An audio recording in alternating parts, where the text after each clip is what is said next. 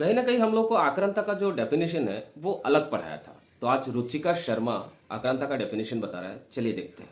औरंगजेब को क्रूर कहना या आक्रांता कहना, लुटेरा कहना, मतलब ये इसे फैक्चुअली तो कम से कम चैलेंज नहीं किया जा सकता है। बात तो सही है। देखिए, आक्रांता का यहाँ मीनिंग होता है कि इन्वेडर। अब इन्वेडर से मुझे थोड़ी प्रॉब्लम है कि कितने रूलर्स हैं जो बाहर से आए हैं। अगर आज की बाउंड्री से देखेंगे, यही तो सारा मुद्दा है राणा सांगा बाबर का। बिल्कुल कि राणा सांगा क्यों कोट एंड कोट, मैं नहीं बोलती बट लोग बोलते हैं कि क्यों गद्दार है, क्योंकि उन्होंने बाहर से किसी को अंदर बुलाया। अरे तब क्या बाहर, तब क्या अंदर? कौन है आक्रांता? तब तो आपकी किंगडम की ही बाउंड्री है, आप लॉयल हो अपने किंगडम के लिए। और अभी तो रुको, क्लाइमैक्स अभी बाकी। वही आपकी बाउंड्री है। उस समय कौन सा पासपोर्ट, उस समय कौन सी इंडिया की बाउंड्री? काबुल तक, तक्षशिला तक अशोक का वर्चस्व था। औरंगजेब ने कांधार वगैरह कैप्चर किया हुआ था। तो कितनी सारी एरियाज हैं जो इंडिया का तब हिस्सा थी।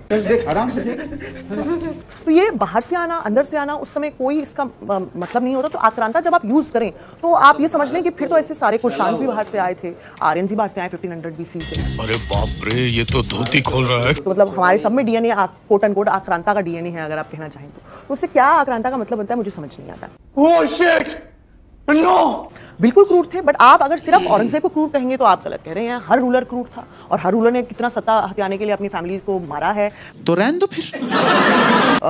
फादर को मारा है, ब्रदर को मारा है, बाकी रूलर्स को मारा है। सिविल वॉर तो कितना होता है रूलर्स के बीच में।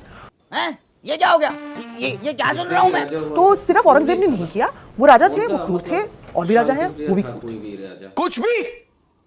कुछ भी। तो जैसे बहादुर शाह जफर को हम गैर मानते हैं या अपना मानते हैं और शिवाजी को अपना मानते हैं, ये हम कैसे तय करते हैं? 1857 का संग्राम बहादुर शाह जफर के नेतृत्व में लड़ा गया, इतिहास की किताबों में हमें पढ़ने को मिलता है।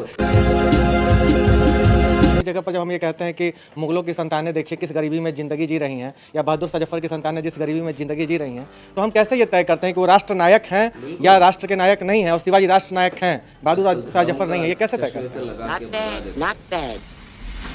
तो ये इतना मतलब एक्सट्रीम रिस्पॉन्स रहता है पब्लिक का, एंड इतनी हिस्टोरिकल इलिटरेसी हमारी पब्लिक की, उनको फर्क नहीं पता औरंगजेब में और बहादुर शाह जफर में। एंड ये तब होता है जब आप सब रूलर्स को उनके रिलीजन से देखना शुरू करते हैं। कौन है ये लोग? कहां से आते हैं?